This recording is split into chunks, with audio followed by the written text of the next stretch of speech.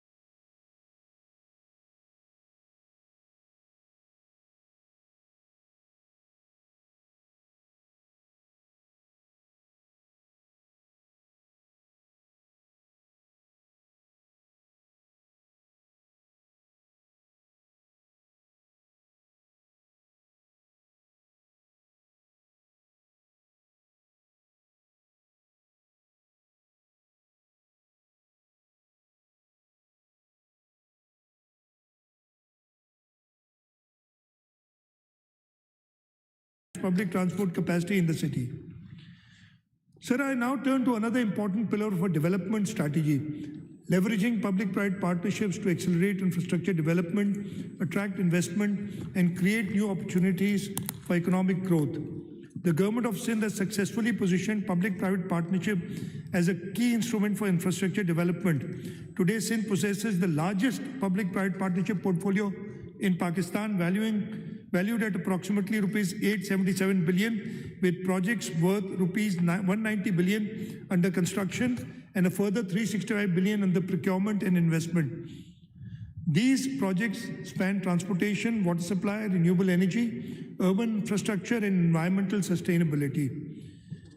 A flagship project under this framework is the Ghotki-Kantkot Bridge, the largest bank-to-bank or longest bank-to-bank bridge across River Indus in Pakistan, spanning approximately 12.2 kilometers. The project will transform connectivity in northern Sindh. The government also launched the carbon emission reduction through forestation project covering approximately 35,000 hectares of riverine forest in Jamshoro and Matiari district. The project will sustain climate resilience, support carbon sequestration, enhance biodiversity, and create livelihood opportunities for local people. Sir, I now turn to water security, sanitation, and public health infrastructure. Access to clean drinking water, sanitation, and reliable public health infrastructure remains essential for public health, economic well-being, and sustainable development. During the current financial year, the government continued to invest significantly in water supply, sanitation, and drainage infrastructure across Sindh. Out of 167 targeted water supply and drainage schemes, 147 schemes have been completed, while work on 146 additional schemes is progressing and is expected to be completed during the next financial year. Major achievements include the completion of ultraviolet filtration water supply project at Rattodero and significant progress on the Shahadatkot water supply and drainage project, improving access to safe drinking water and sanitation service for local communities. The government is also implementing 578 water supply and sanitation schemes with an investment of approximately rupees 45.56 billion, alongside 67 rural development schemes worth rupees 5.10 billion. Sir, I now turn to the area that will determine the future competitiveness of our province, empowering our youth through technology, innovation, and digital skill. Recognizing that future economy will increasingly be driven by technology, innovation, and knowledge, the government of Sindh has made significant investments in digital transformation, technology education, and skill development. During 2025-26, substantial progress was achieved through successful implementation of People's Information Technology Program Phase 2, one of the largest digital skill initiatives in Sindh. Sir, I'll just skip the details. They're here, and this document is part of the record of the assemblies. And I'll just, due to shortage of time, I'll just move on to two important nation-building sectors, the works and services and irrigation. In works and services, approximately rupees 146 billion has been released for the projects, including 10.94 billion for maintenance and rehabilitation. 341 schemes have been completed. 2,936 kilometer roads has been either new roads have been built or rehabilitated, almost 3,000 kilometers in the year. On the irrigation side, rupees 96 billion were released, and important achievements in the irrigation because we were particularly concerned about floods. So we focused on the floods, and as a result, the Karo Ghungro outfall drain system has achieved 69% physical progress. Soni Dhoro restoration project is almost complete. The Khairpur drainage network, restoring drainage services to approximately 142,000 acres affected by the 2022 floods, is almost complete. The Nara Canal head breach lining has been completed. Shadi Wa small canal lining has been completed. Bulleri distributary lining is almost complete. Rajwa lining is almost complete. Bahadurwa lining is almost complete. Ganjbar lining is almost complete. Gaja Guni branch drain and Hajipur pumping stations have been physically completed substantially. And the K4 support project, the KB feeder lining, has achieved 78% physical progress, and inshallah will be completed in the next financial year. So now I turn to the budget strategies and priorities for financial year 2026-27. The budget for financial year 2026-27 reflects a commitment to fiscal responsibility, economic stability, and continued investment in the welfare of our people. The total budget outlay for the coming financial year is rupees 3.562 trillion, comprising current expenditure of 2.560 trillion, a development portfolio of rupees 720.39 billion, and capital expenditure of rupees 281.7 billion. Despite significant fiscal constraints and additional national obligations, we have protected allocations for education, healthcare, irrigation, public safety, local government services, and social protection. The budget has been formulated on the principles of fiscal prudence, protection of human development, infrastructure investment, and support for vulnerable sections of the society through a balanced combination of expenditure rationalization, improved resource mobilization, and targeted investments. This budget seeks to sustain economic growth, strengthen public services, enhance climate resilience, and create opportunities for future generations across Sindh. The budget has been prepared on a balanced strategy founded on 4 principles: safeguarding Sindh's constitutional rights, maintaining fiscal sustainability, contributing to national stability, and continuing investment in the welfare of our people. Honorable Speaker, Sindh responded positively to federal government's request for cooperation towards national strategic requirements.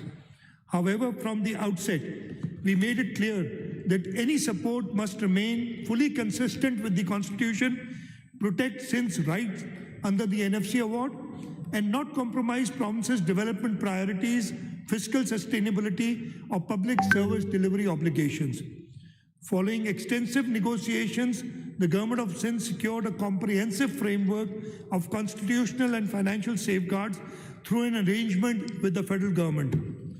The most important safeguard is the full protection of Sindh's constitutional entitlement under the 7th NFC award. This arrangement explicitly secures fiscal protection mechanism through a guaranteed federal revenue assignment base of rupees 3.35 trillion. Even if federal revenues fall below this threshold, Sindh's protected share will remain insulated from such shortfalls, ensuring stability and predictability in province's finances. At the same time, any revenues collected above the projected federal revenue assignment of rupees 15.264 trillion will continue to be distributed under the NFC formula, ensuring that Sindh retains its full constitutional share in future revenue growth. Honorable Speaker, the constitutional basis for this support is rooted in Article 164 of the Constitution, which empowers the Provincial Assembly to make grants in respect of matters beyond its legislative competence. This arrangement reflects the spirit of cooperative federalism. Fulfilling these national responsibilities has not been without a cost. To accommodate this contribution while maintaining fiscal stability, the government has reduced its provincial ADB size from the projected rupees 575 billion to rupees 400 billion. Nevertheless, we have protected priority projects and essential public services that directly affect the lives of our citizens. Our objective is not merely to spend more, but to spend better. This budget therefore reflects a careful balance between national responsibility and provincial rights, between fiscal development discipline and development ambition, and between present challenges and future opportunities. So I'll just briefly tell you our investments in various sectors. In the education sector, that remains at the heart of the government's development strategy. We are allocating rupees 601 billion for education. For health and population sector, the total allocation is rupees 402 billion. This would enable, and so we have ring-fenced funding to our flagship healthcare institutions, including NICVD, SICVD, SIUT, SICHN, JPMC, and Government Institute, which collectively provide free and life-saving healthcare services to millions of patients annually. We've also ensured that our partnership with Indus Hospital Network, Child Life Foundation, and Patient Aid Foundation remains insulated from fiscal pressures so that uninterrupted healthcare services continue to be available to the citizens of this province. So in the transport and communication sector, we have allocated 185 billion rupees. These investments will support the expansion of public transport system, road infrastructure, bridges, and strategic connectivity projects across Sindh. Our objective is to improve mobility, reduce travel time, facilitate trade, and provide safe, affordable, and efficient transportation system to people of Sindh. So in the irrigation sector, an investment of rupees 103 billion has been provided. The government will continue investing in canals, drainage systems, barrages, flood protection works, and climate resilient water structure. In sanitation and public health engineering sector, an allocation of rupees 49 billion has been earmarked, and this will enable us to ensure that drainage infrastructure and public health engineering projects improve living conditions and public health outcomes, particularly in the underserved urban and rural areas. So for local government and service delivery sector, we are allocating rupees 347.6 billion. And these resources will support municipal infrastructure, urban development, solid waste management, community services, and improvement in local service delivery across Sindh. For law and order, to maintain peace and security, an amount of 222 billion rupees is being allocated. These resources will strengthen policing, public safety, counterterrorism capabilities, safe city initiatives, and modern law enforcement infrastructure to ensure the protection of lives and property across the province. An amount of rupees 72.8 billion has been allocated for the agriculture, livestock, and fisheries sector, which remain a priority for us. For energy, climate, and environmental sector, rupees 84 billion has been earmarked. For minorities and women development sector, rupees 3.5 billion has been provided, and these allocations have been ring-fenced and protected from expenditure rationalization measures. The government remains committed to empowering women, promoting gender equality, supporting economic participation, and ensuring that minority communities continue to receive the support and opportunities they deserve as equal citizens of Pakistan. For persons with disabilities, an investment of rupees 22.8 billion is earmarked. Despite physical challenges, funding for disability-related programs has been fully protected. The government will continue investing in rehabilitation services. For the social protection sector, an amount of rupees 26.4 billion has been earmarked.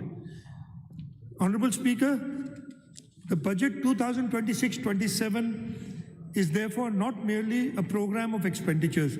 It is carefully prioritized investment strategy designed to protect human development, strengthen infrastructure, improve connectivity, enhance water security, promote economic growth, and create opportunities for future generations. Every rupee has been directed towards projects that deliver the highest social and economic return for the people of Sindh. Honorable Speaker, sir, having outlined our strategy for the year ahead, I now turn to a series of transformational initiatives that will shape the next phase of Sindh's development and create new opportunities for investment, employment, and prosperity. And so I would like to mention that these initiatives were done under the guidance of Chairman Pakistan People's Party, Mr. Bilawal Bhutto Zardari, and President of Pakistan, Mr. Asif Ali Zardari. And when I talk about them, you will know where we are going to. From our normal day-to-day development work, we are now thinking big, and we are thinking international, and I'll come to that now. Sir, our previous achievements in public-private partnership provide a strong foundation for the future. Today, we stand at the threshold of new phase of development, one that seeks not only to address current challenges, but also to unlock the immense economic potential of Sindh. Every generation is presented with a defining opportunity that shapes its economic destiny for decades to come. And I believe, sir, that moment for the province of Sindh is now. The government of Sindh believes that the time has come not merely to build projects, but to lay foundations of a new economic future. The initiatives that I am about to announce are therefore not conventional development schemes. They are long-term strategic investments designed to transform Sindh into a globally connected hub of trade, finance, technology, energy, and sustainable growth. So the government of Sindh, through its pioneering public-private partnership framework, established one of the most dynamic and successful PPP portfolios in the region, spanning critical sectors for the economy and infrastructure. Through sustained commitment to innovation, transparency, and private sector participation, Sindh has emerged as a leading PPP jurisdiction, earning both national and international recognition. The global standing of Sindh's public-private partnership program is reflected in recognition by the 10th United Nations Economic Commission for Europe for PPP forums, which published case studies on 4 PPP projects undertaken by the government of Sindh. During the year, the internationally renowned publication, The Asset, conferred the prestigious PPP Deal of the Year award on the Sindh Riverine Forestation Project, further demonstrating the quality, innovation, and global relevance of Sindh's PPP initiative. Earlier, The Economist ranked Sindh's PPP project the 6th best PPP program in Asia, a distinction that continues to underscore the province's leadership in innovative infrastructure financing and public delivery. The Sindh's public-private partnership program has been acknowledged by the Federal Finance Minister as a trailblazer in PPP development and received appreciation from the Prime Minister of Pakistan. The success of Sindh's PPP framework has received recognition at both national and international level. Most recently, during the National Economic Council meeting held on the 10th of June 2026, the achievements of the government of Sindh's PPP unit were formally appreciated by the National Economic Council, and the government of Sindh was requested to share its experience and provide guidance to other provinces to accelerate implementation of PPP projects across Pakistan. This recognition reflects Sindh's leadership in infrastructure development, innovative financing, and efficient project delivery. Mr. Speaker, sir, building on this strong foundation, the government of Sindh is now embarking upon the next phase of PPP's journey. The focus is no longer merely on expanding the portfolio. Our focus is now on undertaking transformational and strategically significant projects that will redefine Sindh's economic landscape, accelerated growth, strength, competitiveness, and create a more enabling environment for investment, business, and sustainable development. The initiatives that I'm about to announce represent this new generation of PPP projects. They are designed not only to address present-day infrastructure needs, but to position Sindh as a leading center of trade, finance, technology, energy, and innovation for decades to come. Sindh has always led from the front. It was the vision of Shahid Zulfikar Ali Bhutto that led to the establishment of Port Qasim, which today handles nearly 40% of Pakistan's maritime trade. Most recently, Sindh became the first province to develop an airport through its own resources in the Thar region. These achievements demonstrate that when Sindh combines vision with determination, transformational changes become possible. Building upon this legacy, the government is embarking upon the next phase of its development journey. Sir, I'm proud to announce that the Sindh government is going to undertake the KT Bandar Maritime and Economic Corridor. Throughout history, great cities and prosperous economies have emerged around ports, trade routes, and maritime gateways. The development of KT Bandar represents Sindh with a once-in-a-generation opportunity to create an economic growth pole on the southern coastline of the province. Sir, I'd remind you that this project was conceived by Shaheed Mohtarma Benazir Bhutto during her government from 1993 to 96, and it is now that the government of Sindh is by itself taking this project to fruition. Guided by the vision articulated by President Asif Ali Zardari, the government has initiated the process of evaluating KT Bandar as a future maritime, logistic, industrial and energy hub of regional significance. An internationally benchmarked integrated economic viability assessment will be undertaken to evaluate the development of a modern coastal economic corridor incorporating port infrastructure, industrial zones, logistic and warehousing facilities, export-oriented manufacturing clusters, energy infrastructure, and multimodal transport connectivity. The assessment will also examine strategic links with the Dhabeji Special Economic Zone, Thar's energy and mineral resources, and emerging regional trade corridors. Our vision extends far beyond the development of a port. We envision a new economic ecosystem that can generate investment, industrialization, export, and employment for the generations to come. The successful development of KT Bandar has the potential to transform the economic geography of Sindh in much the same way that Port Qasim transformed the economic landscape of Pakistan several decades ago. We expect that the federal government will support the government of Sindh in this big leap forward. So the next important initiative that we are undertaking is creation of the Sindh Infrastructure Financial Center in the city of Karachi. Karachi has long been the commercial and financial heart of Pakistan. It hosts the country's largest banks, capital markets, financial institutions, and corporate headquarters. As Pakistan's gateway to international trade and investment, Karachi possesses all the ingredients necessary to emerge as a leading regional financial center. Building upon this historic strength and leveraging Sindh's internationally recognized expertise in developing innovative public-private partnership projects, I'm pleased to announce that the government of Sindh has initiated the process for establishing the Sindh International Financial Center as a world-class platform for investment, finance, innovation, and dispute resolution. The government envisions this center as a modern financial ecosystem that will facilitate domestic and international investment, strengthen investor confidence, and support the mobilization of capital for infrastructure, energy, housing, technology, climate resilience, and industrial development. During the coming year, the government will undertake the necessary legal, regulatory, and institutional groundwork for the establishment of the center in consultation with national and international stakeholders, financial institutions, investors, and development partners. Here again, I seek the support of the federal government, as without their support, this would not be possible. We would take the initiative, we will do the groundwork, we only need their support to, inshallah, construct this Sindh Investment Financial Center in Karachi.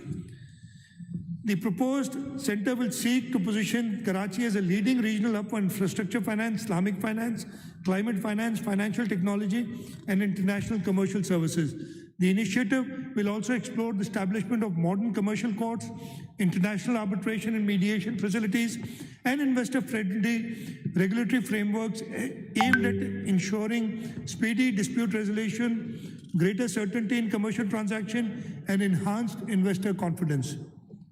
Through the center, the government aims to attract global capital, create high-value employment opportunities, strengthen Karachi's competitiveness, and reinforce Sindh's role as a gateway for investment and economic growth in Pakistan and the wider region. For the successful establishment of this strategic investment, the government will work closely with the federal government and relevant national institutions to develop an enabling legal, regulatory, and investment framework.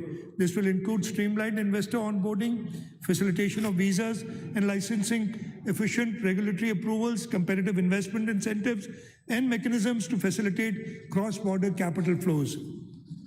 3 potential sites within Karachi's commercial corridors have already been identified, and we are working at finalizing the site.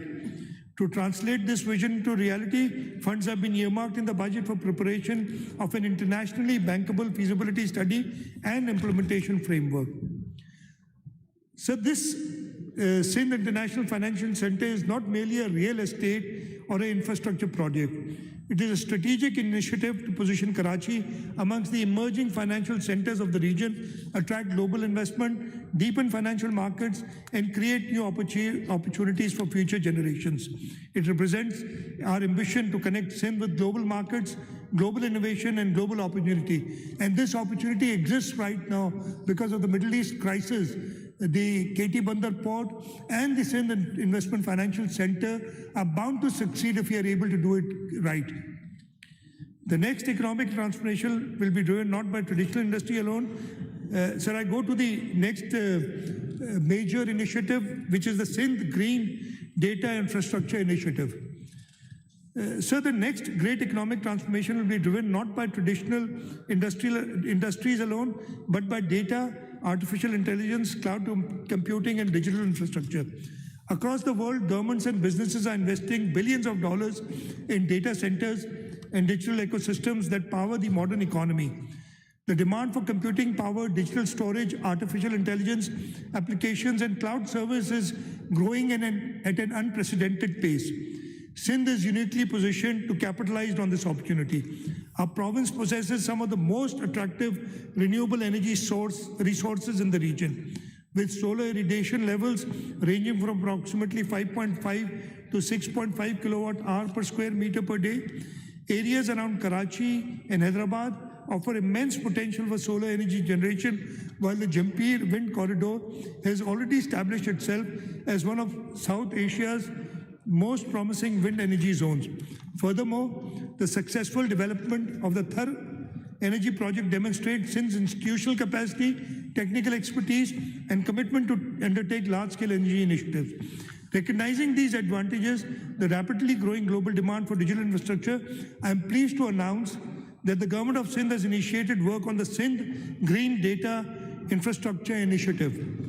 Under this initiative, the government will undertake the necessary planning, regulatory facilitation, and infrastructure development required to establish a dedicated renewable energy renewable energy parks and technology zones capable of supporting large-scale data centers and digital infrastructure investments. The proposed initiative will integrate renewable energy generation, transmission infrastructure, international digital connectivity, data center parks, and investment facilitation within designated technology and energy zones across the province. By leveraging indigenous solar and wind resource, Sindh aims to attract domestic and international technology companies, cloud service providers, artificial intelligence enterprises, computing operators, and data center developers seeking reliable, affordable, and environmentally sustainable location for digital operations. The initiative will also support the establishment of dedicated data center facilities powered primarily through renewable energy source, creating a new generation of clean energy, digital infrastructure that strengthens economic competitiveness while advancing climate and sustainability objectives. So the benefits of these initiatives will extend far beyond the digital sector, while renewable energy generation will primarily support data centers and technology infrastructures. Surplus clean energy can also be utilized for desalination facilities, water treatment plants, industrial estates, and special economic zones, including Nooriabad Industrial Zone, Side Karachi, Kurangi Industrial Area, Port Qasim Industrial Area, and the Dhabeji Special Economic Zone. This integrated approach will reduce energy costs, improve sustainability, and enhance the competitiveness of industrial and economic activity across Sindh. The initiative is expected to attract private investment, create high-powered, valued employment opportunities for our youth, strengthen digital infrastructure, and accelerate Sindh's transition towards a knowledge-based economy. To fully realize this vision, the government will engage with the federal government and relevant regulatory authorities to facilitate reforms that enable direct green energy offtake arrangements and remove regulatory barriers to investment in renewable energy-powered digital infrastructure. Sir, regarding energy security, renewable transition and solar empowerment, we also have a few new initiatives. Energy has always been the foundation of economic growth and human development. For many years, Pakistan has faced severe energy shortages that constrained industrial growth, discouraged investment, and imposed hardship on ordinary citizens. At this critical juncture, the government of Sindh took a bold visionary decision to unlock the vast coal reserves of Thar. Through successful developments, the Sindh Agro Coal Mining Company and the broader Thar coal projects, Sindh transformed the dormant natural resource into a strategic national asset. Today, Thar coal is contributing thousands of megawatts of affordable energy to the national grid, strengthening Pakistan's energy security and reducing dependence on imported fuels. Building upon this success, the government is now undertaking another major initiative to the development of rail-linked transportation of Thar coal, which will further improve efficiency, reduce logistic costs, and support future industrial development. We are undertaking this project in collaboration with the federal government. Honorable Speaker, while coal helped Pakistan address immediate energy needs, and strengthen national energy security, the future belongs to cleaner and more sustainable sources of energy. Fortunately, Sindh is blessed with some of the most abundant renewable energy resource in the region. The province possesses world-class solar potential and is home to the Jampir Wind Corridor, one of the largest wind energy corridors in South Asia. Having successfully harnessed the power of Thar, the government is now embarking upon the next phase of Sindh's energy journey by unlocking its vast solar and wind potential. We've utilized indigenous coal resources to address energy crisis and power economic growth. We must now utilize indigenous renewable sources to build a cleaner, more sustainable and more affordable energy future. In pursuance of this vision, I am pleased to announce one of the largest household renewable energy programs in Pakistan. Under this initiative, 275,000 free solar home systems have been procured at the cost of rupees 18 billion for distribution among deserving households belonging to the poorest segments of the society. For thousands of families, particularly those facing economic hardship, this program will reduce electricity costs, improve energy access, and enhance quality of life. At the same time, the government recognizes that energy affordability is also a challenge for middle-class households. Therefore, through a partnership between the Sindh Enterprise Development Fund and the Sindh Bank, we are launching an innovative solar financing program to enable middle-income families to install rooftop solar systems through subsidized financing arrangements. This initiative will allow households to reduce electricity bills, achieve greater energy independence, and participate in clean energy transition without facing significant upfront costs. Sir, agriculture is the backbone of our economy, and we are giving special focus to agriculture. Sir, the prosperity of Sindh is inseparable from the prosperity of its farmers. Agriculture remains the backbone of Sindh's economy, yet nearly 93% of farmers cultivate small landholdings, limiting the ability to access modern machinery, efficient irrigation systems, affordable financing, and competitive markets. To address this challenge, I am pleased to announce that the government will introduce a necessary legislation, a landmark reform designed to empower small farmers through legally recognized, democratic, and farmer-led agricultural collectives. The objective of this initiative is simple but transformative. To enable farmers to achieve the benefit of scale without surrendering ownership of their land, farmers will continue to own and cultivate their individual holdings while voluntarily joining together to access machinery, technology, finance, storage, processing facilities, and marketing on collective basis. The government will act as a facilitator, regulator, and enabler. The most important feature of this initiative is access to finance. Financings will be channeled through commercial banks, development finance institutions, and partner organizations. Farmers themselves will decide which machinery, technologies, and services best suit their needs, creating a demand-driven and farmer-owned model of agricultural modernization. For the first time, registered agricultural collectives will be recognized as bankable entities capable of accessing subsidized credit, lease financing, crop insurance, and asset insurance. Through this initiative, farmers will gain access to tractors, harvesters, laser land leveling, drip irrigation, solar-powered tube wells, drone-based services, storage facilities, processing infrastructure, and modern market linkages at a scale previously beyond their reach. This reform has the potential to transform fragmented farming into organized, technology-enabled, and market-linked agriculture, increase productivity, strengthen climate resilience, improve water efficiency, and raise rural incomes across Sindh. It is a new model of rural empowerment that places farmers themselves at the center of development and creates a pathway towards a more productive, prosperous, and sustainable agriculture future of Sindh. So another concept that we are working on is integrated waste to value and circular economy program. Rapid urbanization presents both challenges and opportunities. As our cities continue to grow, the need for sustainable and efficient waste management system becomes increasingly important. Over the years, the government of Sindh has made significant investments in municipal solid waste, particularly in the collection and transportation of waste from major urban centers. Building upon these efforts, we are now ready to move towards the next stage of reform. I'm pleased to announce the government intends to develop an integrated waste to value program under the public-private partnership framework, transforming waste management from municipal service into an engine of environment sustainability and economic value creation. The proposed initiative will move beyond conventional waste collection and disposal by focusing on scientific processing, treatment and recovery of value from municipal solid waste. This will include the production of refuse-derived fuels, recycling of recoverable materials, and other waste-to-resource initiatives capable of generating economic returns while reducing environmental impacts. The program will also incorporate modern landfill gas management systems to capture methane emission from existing and future landfill sites. These measures will contribute towards reducing greenhouse gas emissions, improving environmental outcomes, and strengthening climate resilience.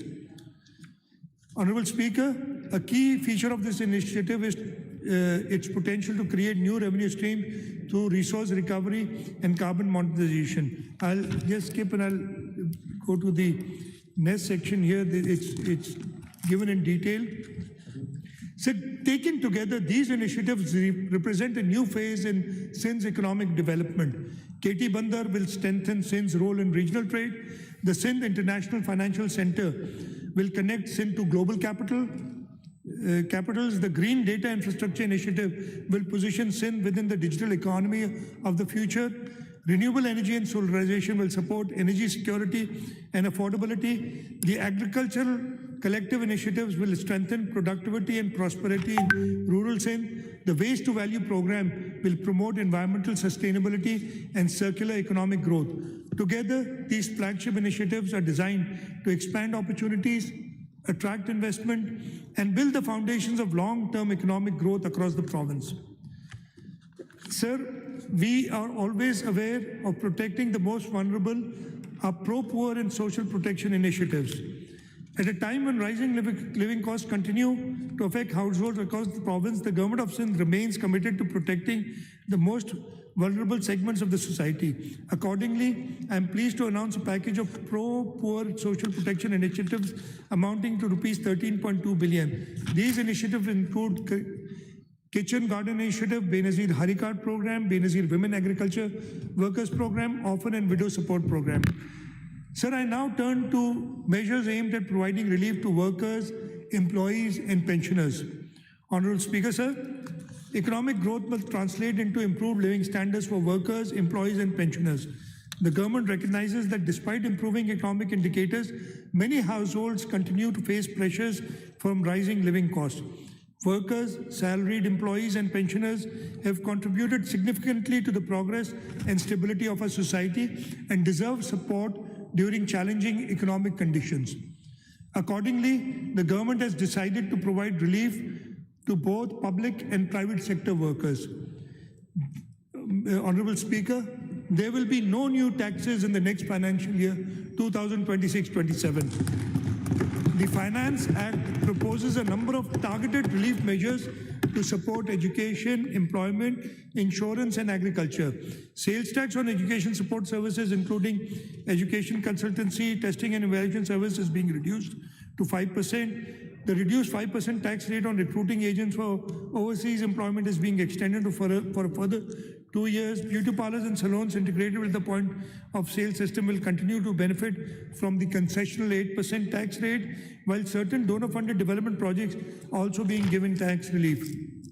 To promote insurance coverage and resolve outstanding disputes, the tax rate on insurance agents and brokers is proposed to be reduced from 5% to 2 to 3%, while tax exemption threshold for life insurers is being increased from ₹500,000 to ₹3.5 million.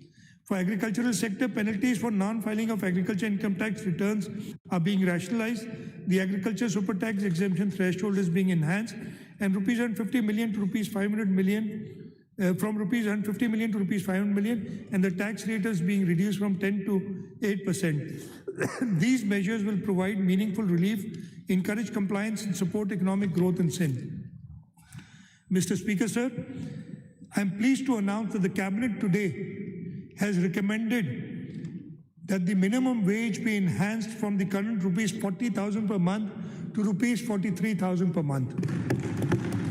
This will come into effect July 1, 2026 after going through the regulatory process. Sir, I am also pleased to announce that all government employees shall receive a 7% increase in basic pay with effect from 1st of July 2026.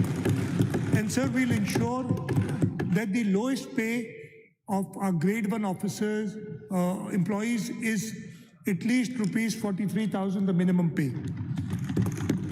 Furthermore, all pensioners shall receive a 7% increase in pension with effect from 1st of July 2026. So these measures reflect government's continued commitment to supporting workers, honoring pensioners, and helping households cope with rising living costs. Honorable Speaker, sir, as I conclude, this budget is not merely a statement of receipts and expenditures. It reflects our priorities, our aspirations, and our commitment to the people of Sindh. The budget for financial year 2026-27 has been prepared at the time of global uncertainty, economic challenges, and rapid technological changes. Yet, it is also a time of opportunity. Over the past year, we protected development spending, strengthened public services, supported vulnerable households, expanded infrastructure, invested in human capital, and laid the foundation for future growth. Sir, our vision is clear. We want a Sindh where every child has access to quality education, every family has access to quality health care, and every young person has an opportunity to realize his or her potential. A Sindh where farmers, workers, entrepreneurs, and investors can prosper.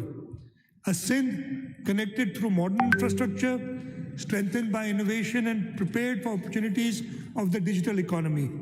A Sindh where development reaches every district, every community, and every citizen.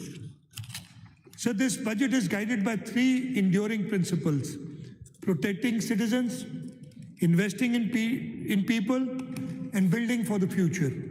These principles will continue to guide our efforts as we work towards a more prosperous, inclusive, and resilient Sindh. The people of Sindh have always demonstrated extraordinary resilience, determination, and optimism in the face of challenges. With unity, hard work, and a shared sense of purpose, I am confident that together we can build a stronger Sindh and contribute to a stronger Pakistan. This budget is a commitment to our people, a commitment to opportunity, and a commitment to future generations. Sir, a number of people have worked very hard in order to put together this document, which is a futuristic document. We're not talking about just projects, we are talking about visions of the future. And I'd like to acknowledge them, but I'll just wait till my winding speech, because this is a very long list, and I've already taken up a lot of everybody's time. And if I start naming those people now, it'll take a long time. So let me wait and till my winding up speech. But I would want to acknowledge all those people, and I'll do it at the end. So with these words, I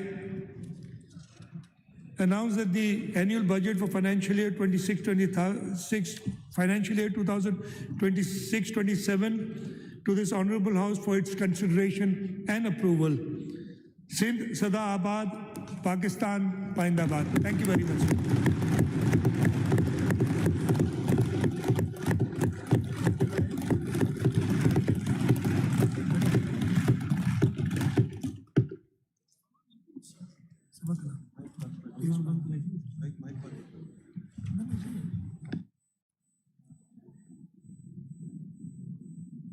Now, Honorable Chief Minister may please make the motion regarding introduction of the Sindh Finance Bill 2026-26. Sorry. Sir, I rise to introduce the Sindh Finance Bill 2026. The Sindh Finance Bill 2026 is introduced. Now, Honorable Chief Minister may please make the motion in respect of consideration of the Sindh Finance Bill 2026.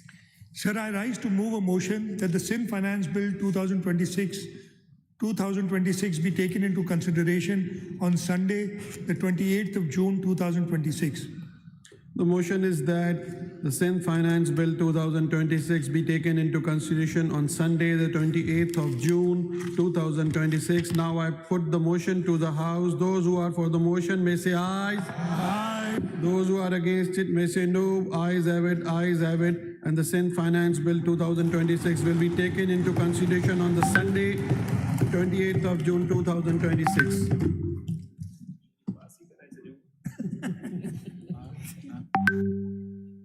जी नासिर शाह साहब आपने कुछ कहा? Now the House is adjourned to meet again on Friday, the 19th June 2026 at 10 a.m.